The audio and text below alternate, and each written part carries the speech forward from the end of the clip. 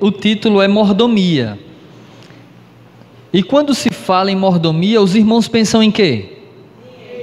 Oh, Jesus. Pensa logo em dinheiro, né? Por que pensa em dinheiro logo quando se fala em mordomia? Pararam para analisar por que pensar em dinheiro quando se fala em mordomia?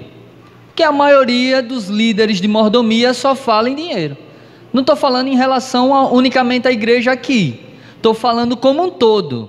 Quando a gente ouve mordomia e pensa em dinheiro, é porque a maioria dos sermões sobre mordomia é falado sobre dinheiro. Só que eu vou mostrar para vocês, dentro do tema e dentro da Bíblia, 5 tópicos sobre mordomia.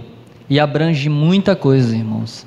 Muita coisa. E eu vou descer com o microfone, que eu vou pedir a ajuda de vocês, que eu separei textos que não tem aqui na lição, mas que Deus, pelos estudos da palavra que nós fazemos, a gente acaba decorando vários textos, e esses textos que eu vou pedir para que vocês leiam, faz parte da minha oração. São textos que eu, quando estou orando, eu cito para Deus, para que eu entenda o cargo de Deus sobre a minha vida. Vamos lá.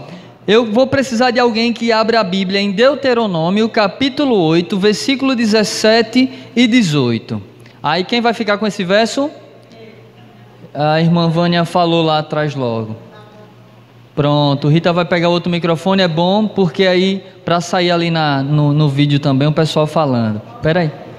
Deuteronômio 8, versículo 17 e 18. Outra pessoa com 1 Samuel, capítulo 2, versículos 6, 7 e 8. Quem vai ficar? Maísa aqui, Sheila Maísa aqui, ou Maísa Sheila.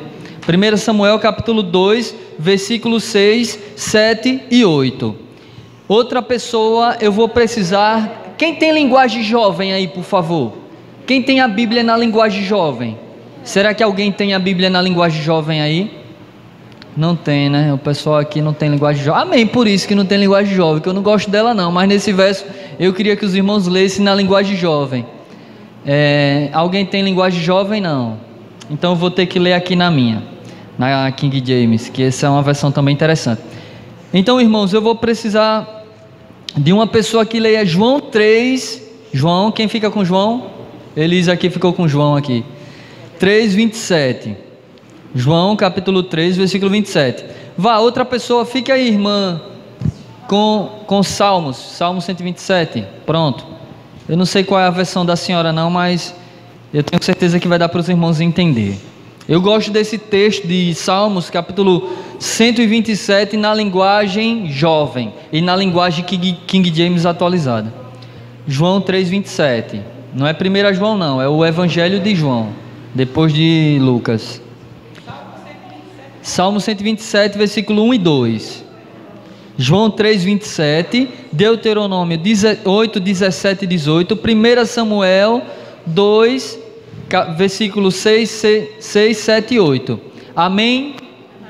Pronto, agora eu vou orar rapidinho. Irmãos, isso é fantástico que a palavra de Deus fala. E o tema de hoje, eu estou feliz por pregar esse tema de hoje. Queria que fosse num sábado, porque aí a gente ia ver os irmãos receber cada cajadada. Brincando.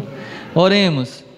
Obrigado, Senhor, pela Tua palavra. Obrigado pelos cultos matutinos que estão sendo uma bênção em nossas vidas. Obrigado pelos cultos de quarta-feira. Obrigado pelos cultos de sábado, de domingo. Obrigado porque o Senhor nos escolheu para estar aqui adorando o Teu santo nome. Que a gente entenda o que é verdadeiramente mordomia, para que a gente não pense só que é dinheiro e espante a maioria dos nossos irmãos.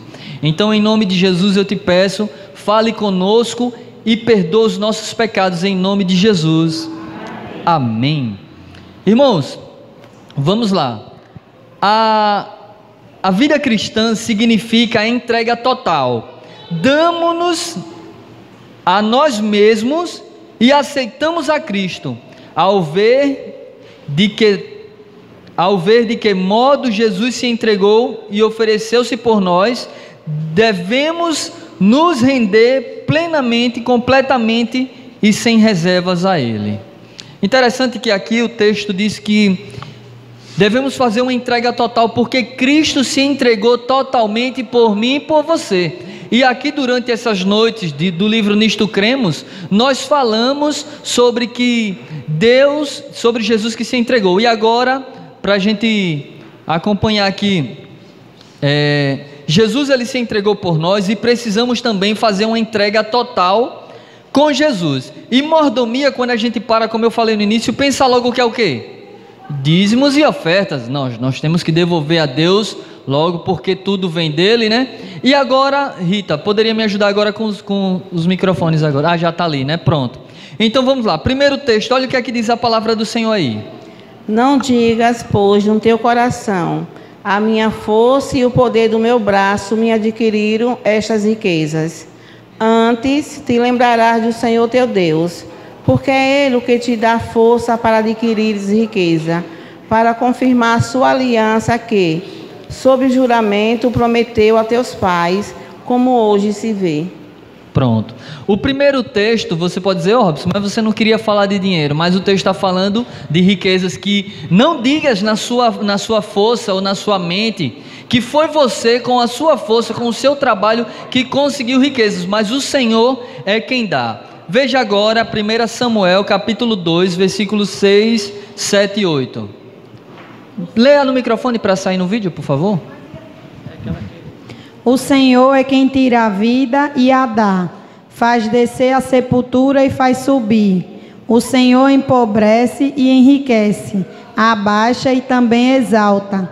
Levanta o pobre do pó e desde o monturo exalta o necessitado, para o fazer assentar entre os príncipes, para o fazer herdar o trono de glória, porque do Senhor são as colunas da terra, e assentou sobre elas o mundo. Na minha versão diz que não é com a força que o ser humano conquista no final, mas é com a presença de Deus. Agora vamos lá, outro texto. A gente viu aí que é Deus quem dá. É Deus quem dá a vida, é Deus quem tira, é Deus quem humilha, é Deus quem exalta, é Deus que pega o abatido e coloca para sentar entre os príncipes. Então veja que tudo dentro desses textos mostra que vem de quem? De Deus, até a nossa vida. Tudo vem de Deus, amigos. Se eu e você estamos vivos hoje, é porque a misericórdia de Deus ainda está sobre as nossas vidas.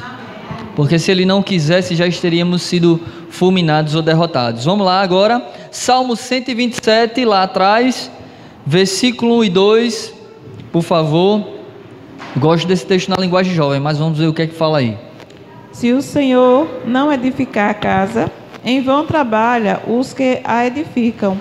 Se o Senhor não guardar a cidade, em vão vigia a sentinela. Inútil vos será levantar de madrugada, repousar à tarde, comer o pão que penosamente grajeaste.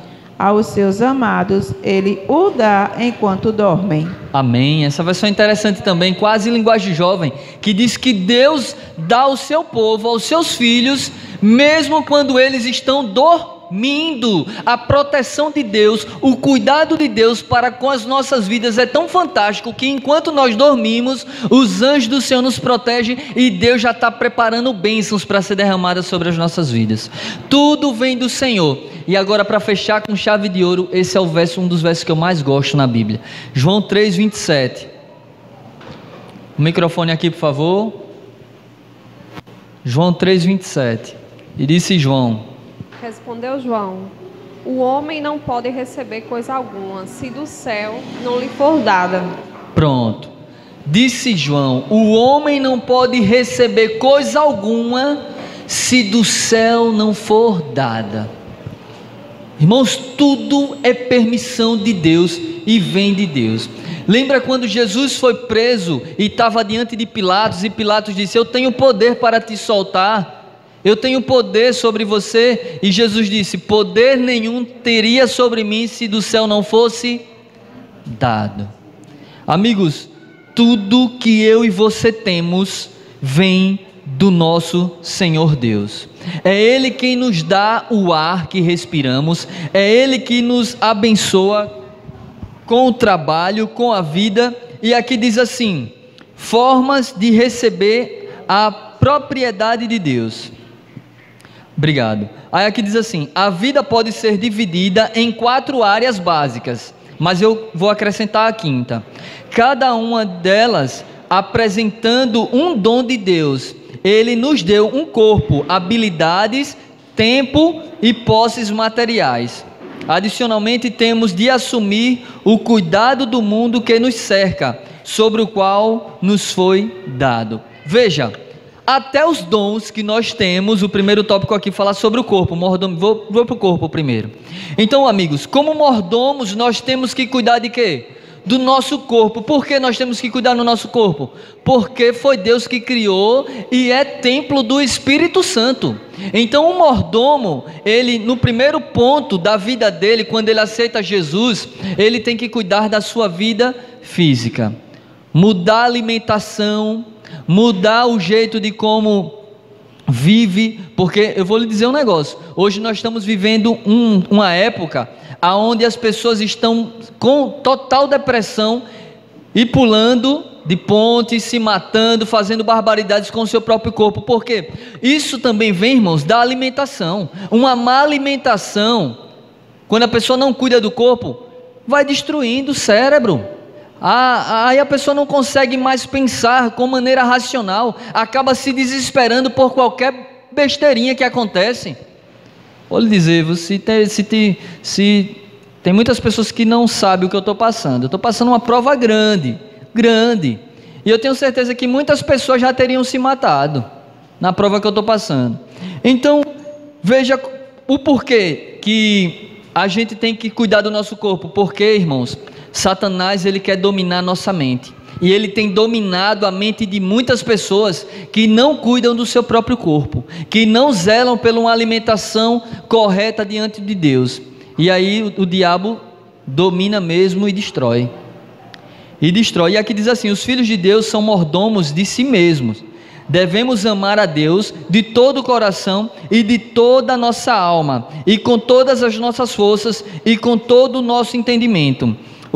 Os cristãos recebem o privilégio de desenvolver capacidades físicas e mentais, com vistas a alcançar o próximo de suas habilidades e oportunidades. Assim procedendo, trazem honra a Deus e podem se provar uma grande bênção aos seus semelhantes.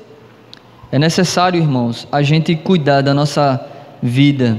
E eu quero trazer um ponto interessante. Eu vou bater nessa tecla até que Deus me dê fôlego de vida. Porque, irmãos, eu fico triste em ver pessoas que se dizem adventista tomando café. Pessoas que se dizem adventista tomando Coca-Cola. Eu fico triste com isso. Eu fico pensando, eu digo, será que o Espírito Santo de Deus não convence que a pessoa precisa parar de tomar essas coisas, que o nosso corpo é o templo do Espírito Santo? Será que o que eu aprendi no passado, que Coca-Cola, que café, quando eu fui me batizar, que o pastor me perguntou, era errado, hoje pode? Será que então eu aprendi errado, as coisas mudaram? O que aconteceu? Que nós não queremos mais cuidar do corpo como os mordomos de Deus, zelar pelo que Deus criou. Mas o interessante é, sabe o que é? É que Deus diz que aquele que destrói o santuário dele, o corpo dele, ele vai destruir na volta de Jesus. Mas aí, é como diz, né? Ser adventista é muito fácil. Pode falar. Pega o microfone, eu quero o microfone para que a gente saia ali no vídeo. Vamos gravar tudo aí que vai para o YouTube. Vamos lá. É uma contribuição a respeito do café. Certo. Meu esposo, há muitos anos, desde cedo, né, que usava café, né? Uhum. Aí a irmã Rita tinha falado com ele, irmão, o senhor tem que deixar de tomar café e tomar a cevada. Ele disse, não tinha, eu uso cevada e ele não tinha jeito de tomar a cevada, né?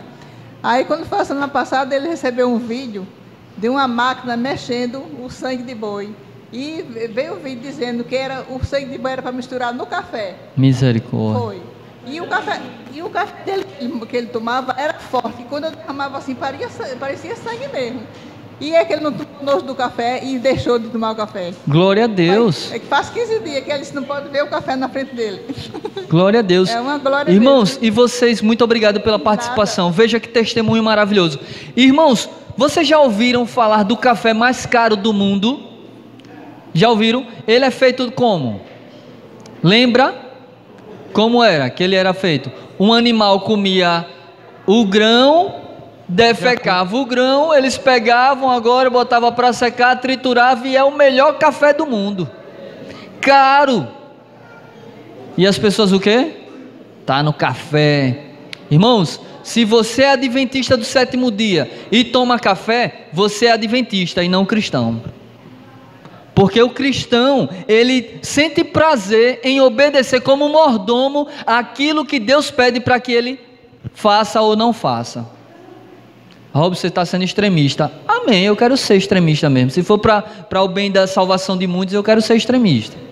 Robson, e o café, na empresa que eu trabalho, eles assim forneceram uma máquina de café para cada agência. Aí eu fiquei pensando, por quê? Nem água mineral eles dão para a gente e agora essa preocupação com o café. E olhe que os colegas tomam café. A máquina tem uma máquina que fica logo atrás de mim. O tempo todo é um tomar de café sem fim, para todo mundo ficar acordado, todo mundo ficar, ninguém nem consegue piscar o olho, porque tem a droga, né? Tem cafeína, estimulante. Exatamente. E a empresa está o quê? Fazendo isso para que os funcionários fiquem ali, né? Drogados, viciados. E os colegas estão dizendo, eu não tomava café e agora eu só vivo tomando. Então veja que isso é estratégia do mal, para destruir a saúde. Muito obrigado, Rita. Maravilhoso aí também o testemunho. Pega o microfone para ela aí, aproveitar ali, vamos gravar, irmão, para que os outros vejam os testemunhos e parem de tomar café. Sexta-feira eu tomei café lá na casa da minha irmã, né? E ela, Vada, aí a Xírica, porque meu nome é Divalda, mas as famílias só de apelido pequeno, né? Vada. Aí eu disse assim, eu não tomo café não. Ela disse, você vai comer seco? Eu digo, vou. Eu tomo cevada solúvel. Ela disse, onde você encontra? Eu digo, naquele supermercado ali na Rua da Feira, lá em Nossa Senhora das Dores, já compro 2 frascos, né? Aí ela disse, você prefere ter soluço do que tomar café? Eu digo, prefiro, porque o café é feito do sangue do boi podre que eu vi também, que minha irmã ali falou. Pronto, veja só, irmãos. Eu vou fazer uma pergunta para reflexão. Se o irmão ou a irmã não consegue vencer uma xícara de café ou um litro de Coca-Cola, você acha que ele vai estar em pé diante do decreto dominical? Não vai estar não, irmão, porque o dia da mudança é quando? Hoje, é agora. E se eu não venço uma alimentação errada diante de Deus, eu não vou estar em pé diante daqueles momentos de perseguição. Porque eu não estou tendo força de deixar algo que destrói a saúde. O café é comprovado que ele destrói a saúde. E nosso corpo é o templo do Espírito Santo. Aí as pessoas dizem, não, mas é coisa da lei. Meu amigo, eu não preciso da Bíblia para mostrar que coisas destroem a saúde. Cheguei na médica, né? Fui fazer a gastrite, fiz a endoscopia, irmãos, saí chapado da droga, daquele negócio, daquela anestesia. Aí fui para a médica, gastrite, né, nervosa. Cheguei na médica, na Laclise, e ela disse, você está com não sei o que, vou passar os remédios, você não pode tomar isso. Eu disse, café, eu disse, não, eu não tomo. Refrigerante, no tempo eu também não estava tomando, de vez em quando é que eu ainda tomo um Guaraná Antártica só, mas em nome de Jesus eu vou deixar, porque isso destrói, como a Coca-Cola destrói, o refrigerante também, e é necessário eu deixar hoje, para que eu não pereça. Então ela começou, não pode tomar Coca-Cola. Eu disse, eu não tomo. Não pode comer isso, não pode comer aquilo.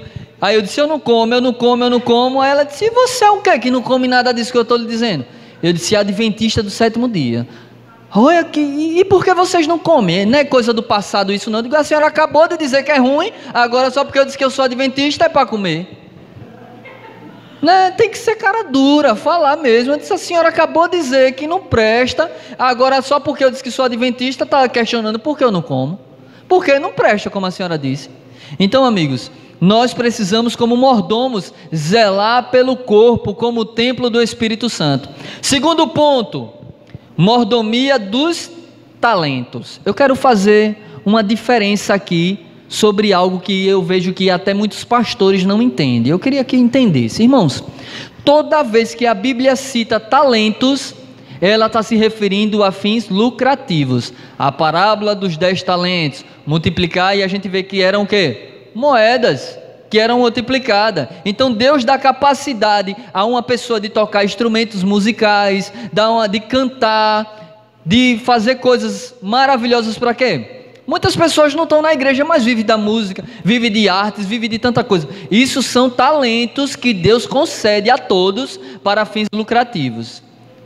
Agora, os dons, a Bíblia me apresenta, veja a diferença de talentos e dons. A Bíblia me apresenta o dom como algo espiritual, para que a obra avance, para que o evangelho seja propagado. Então, eu vejo pastores embananando: você tem um talento. Não, meu amigo, talento qualquer um tem. Dom é para quem é fiel a Deus. Dom é para aqueles que buscam a presença do Espírito Santo. É o que a Bíblia me ensina. E aqui diz assim: cada pessoa possui aptidões especiais. Uns podem ser dotados de talento para a música, outros para artes manuais, tais como mecânica, de automóveis. Irmãos, isso não é dom, isso é talento. Ou tricotagem. Alguns conseguem estabelecer amizades com mais facilidade que outros. Ao passo que muitos outros produzem melhor quando estão sozinhos, se sentem melhor quando estão sozinhos. Cada talento pode ser utilizado tanto para gloriar a pessoa que a possui, quanto ao doador dos talentos. A pessoa pode aperfeiçoar diligentemente o talento para a glória de Deus ou para o seu engrandecimento pessoal. Está vendo que os talentos são direcionados? Porque já pensou, as pessoas querem colocar o mesmo peso sobre talento e dons, dizendo: o talento é espiritual. Não, talento é algo que Deus dá para fins lucrativos. A Bíblia apresenta isso como a parábola dos 10 talentos, que eram moedas que tinham que ser multiplicadas. Já o dom é espiritual. Mas ambos, tanto o dom como o talento, vem de quem? De Deus. E Deus às vezes capacita você com o dom, com o talento, e você, como mordomo, enterrando os talentos. E Jesus, quando voltar, ele vai perguntar: cadê os talentos que eu lhe dei? Cadê os dons que eu lhe dei? Eu queria citar aqui, para explicar melhor sobre talento. Veja só o que é talento. Quando Clédson se apresentou aqui na igreja, como ele agora é um dos diretores, ele disse que administra uma empresa que hoje tem 40 funcionários. Glória a Deus por isso. Então, ele tem o talento de administrar a empresa, de fazer com que a empresa cresça. Só que agora, como líder da igreja, é necessário entender que tem que ter os dons para guiar, porque os dons espirituais é para guiar a igreja espiritualmente para a mansão celestial. Então, guiar algo com talentos administrativos é uma coisa, e guiar algo com dons espirituais é outra coisa. Entendeu? Lógico que Deus aperfeiçoa com aquilo que a pessoa já sabe. Deus vem, traz um dom e aperfeiçoa de maneira maravilhosa. Então deu para entender a diferença entre dons e talentos, e deu para entender que se você enterrar o seu talento, Deus vai cobrar de você. E eu sempre digo isso a Camila: eu digo: Camila, você conhece a Bíblia mais do que eu. Que Camila tem uma mente boa, decora muita coisa na Bíblia ali e tal. Aí ela estava fazendo pedagogia, não era, Camila? Para ser o quê? Professora. Só que na hora de explicar, ela se embanando. Eu disse: peça a Deus, que Deus capacita. É Deus que... Você acha que eu apresentava trabalho na escola? Era?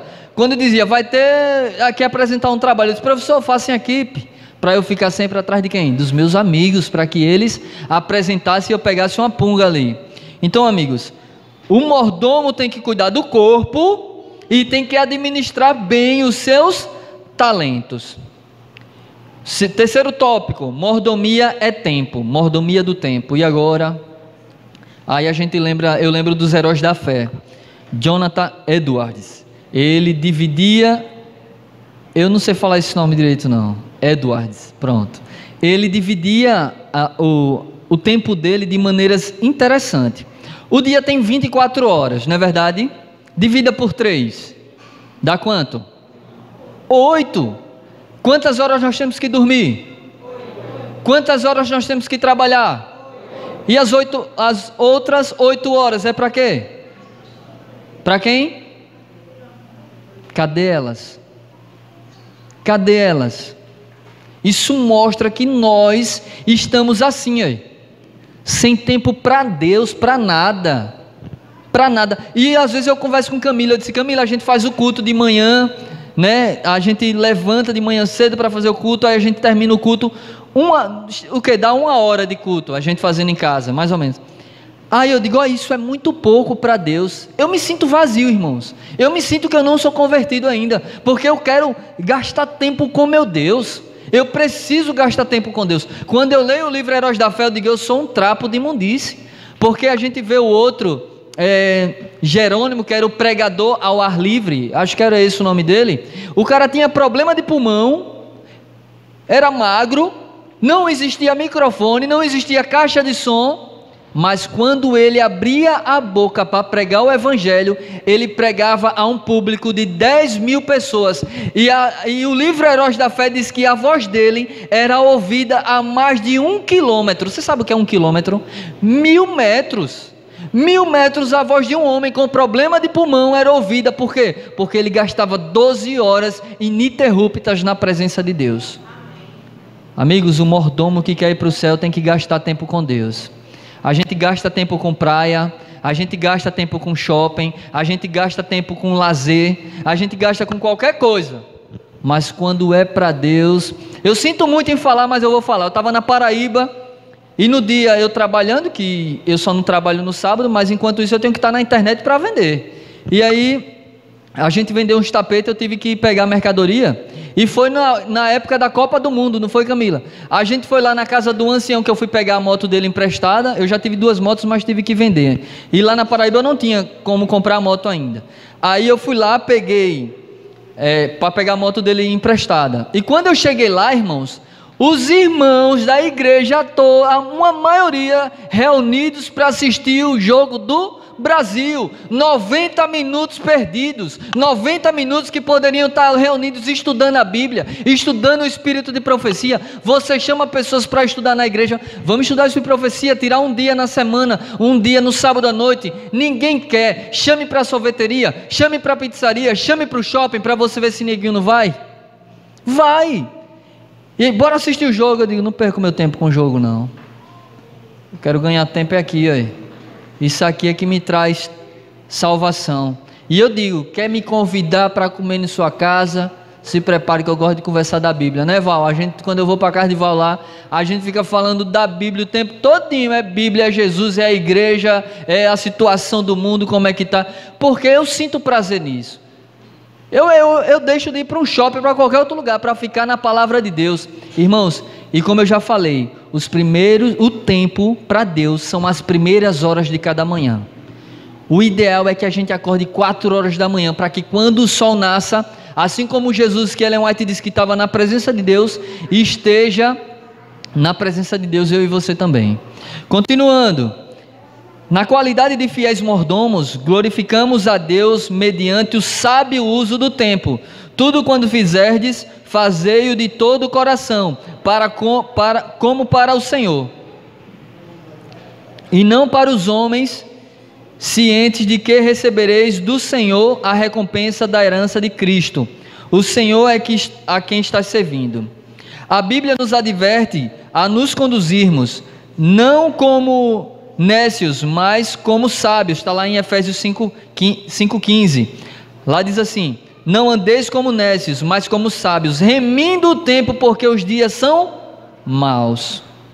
Os dias são maus, irmãos. Não vai melhorar não, é só piorar. Só piorar cada dia. Jesus está voltando e só vem tribulações. O coronavírus, não é isso o nome? A gente vê aí as coisas acontecendo, coisas terríveis, e nós precisamos administrar o nosso tempo para com Deus. A gente tem tempo para tudo, irmãos, para a esposa, para o esposo, para trabalho, para tudo, mas a gente precisa ter tempo para Deus. Deus deve ser o primeiro e o principal do nosso tempo. E é triste falar quando a gente chama alguém. No Caleb mesmo eu fiquei triste. Uma advertência agora para a igreja. Fiquei triste porque quando vinha, a gente pode dizer: não, Robson, mas amém que vinha 4 ou 5, mas poderia vir a igreja, porque no sábado à tarde a gente poderia estar aqui como igreja reunidos para ir visitar, mas quando vinha, antes do Caleb começar, que a gente dedicou a fazer tempos de visita, Vinha 5, 4, tinha uns que vinha para ficar sentado no ar-condicionado. Vai visitar? Não, vou ficar aqui mesmo. Pelo amor de Deus, meu irmão. E o tempo com Deus, aonde é que fica? Você não vai para o céu sozinho, não. Se você não levar alguém, você pode dizer que você está perdido. Porque a salvação é eu levar pessoas para Jesus. O que é que a Bíblia diz? João 15,16. Não escolhestes vós a mim, mas eu vos escolhi e vos nomeei para que vades e deis fruto, e o vosso fruto permaneça, a fim de que tudo quanto pedides ao Pai, em meu nome, Ele vos conceda. Eu só vou para o céu, irmão, se eu levar pessoas. Continuando. Eu já falei quantos tópicos? 4, não foi? Não, 3. Quarto tópico agora. Ainda estou no tempo. Não dá tempo, falta 10 minutos para 8h30. Mordomia das posses materiais. Aí agora eu volto. Val, pode falar aí. Eu quero lembrar de uma coisa. Esse coronavírus é a desobediência dos alimentos. Exatamente. São as consequências. Boa lembrança. Aí muita gente no Brasil e em Aracaju acha que está do outro lado. Mas nós esquecemos que os chineses tomaram conta. Verdade. De todo lugar. E eles comem, vendem alimentos que você não sabe qual é a procedência. Você não tem como ideia. confiar. Então, se eles já têm o hábito de comer lá de qualquer jeito, vocês acham que eles vão vender, digamos que protegido pela Anvisa, pelo Ministério da Fazenda, que tem o controle? Eu não acredito, porque a ganância pelo dinheiro é o mal que vai levar muitos à desgraça. Boa, ótimo. Então veja aí, irmãos, que nós temos que cuidar da alimentação. Continuando, mordomia das posses materiais. Aí a gente lembra dos textos que eu falei, irmãos. Tudo que você tem, o seu saláriozinho, as suas bênçãos financeiras, seja lá R$1, R$2, R$10, R$2.000, R$15.000, R$5.000, seja lá o que for, é Deus quem lhe dá. É Deus quem dá. Tudo vem dele. E nós, porque recebemos, temos que ser gratos a Ele e devolver aquilo que Ele nos dá. Você não paga dízimo, você não paga a oferta não. E outro detalhe, a palavra do Senhor diz: roubará o homem a Deus? Todavia vós me roubais e perguntais: em que te roubamos? Nos dízimos e nas ofertas. Os dízimos não é mais importante do que a oferta, nem a oferta mais importante do que os dízimos. Todos estão no mesmo patamar. Se eu devolvo, eu estou roubando a Deus. Se eu devolvo a oferta e retenho o dízimo, eu estou roubando a Deus de todas as maneiras. E precisamos, irmãos, devolver aquilo que Deus nos dá. Porque eu vou lhe dizer uma coisa: Deus disse: com maldição sois amaldiçoados. Quando a pessoa rouba o que é de Deus, a vida da pessoa se torna uma vida amaldiçoada. Ah não, mas financeiramente eu estou prosperando. Meu irmão, quem sabe você pode aderir a um câncer. Você pode aderir. A maldição é tipo assim: a maldição vem em várias áreas da vida da pessoa. Não é só financeira não. Às vezes o cara está roubando o dízimo de Deus, mas está financeiramente próspero. Mas aí vem e recebe um atropelamento. Igual eu conheço pessoas que ali infiéis a Deus, devendo o mundo e o fundo. Aí eu conversava, adventista, viu? Adventista, casal, vamos lá. Chegava na casa: esse mês eu tenho que voltar a devolver o dízimo. Diz: meu irmão, devolva, você ganha R$6.000. Devolvo o dízimo. Não é porque eu estou cheio de dívida, aí eu devolvo o dízimo de Deus e vejo as pessoas batendo em minha porta para cobrar. Eu disse: você não tem fé suficiente que Deus vai lhe dar condições para você pagar as pessoas que você está devendo, não.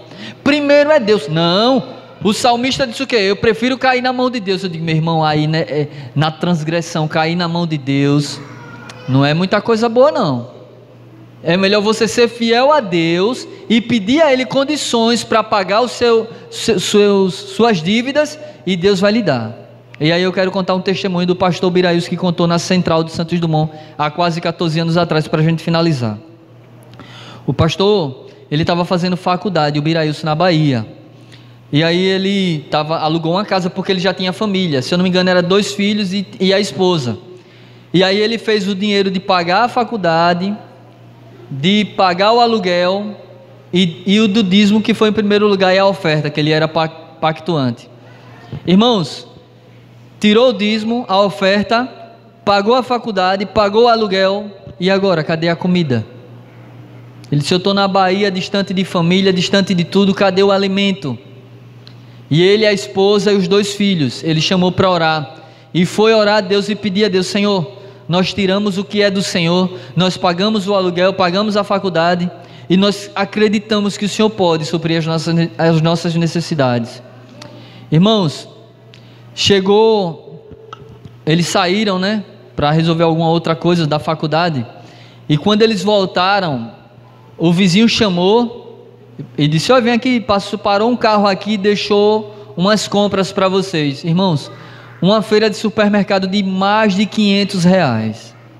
Deus abençoou poderosamente aquele homem. E ele perguntou: eles disseram quem foi que trouxe? Não, ninguém disse. Era um carro que parou lá, deixou as compras. E ele disse que não tinha dito a ninguém, só para Deus. Então, irmãos, Deus supra as necessidades daqueles mordomos fiéis. Mas não é só fiel no dízimo e na oferta não, viu?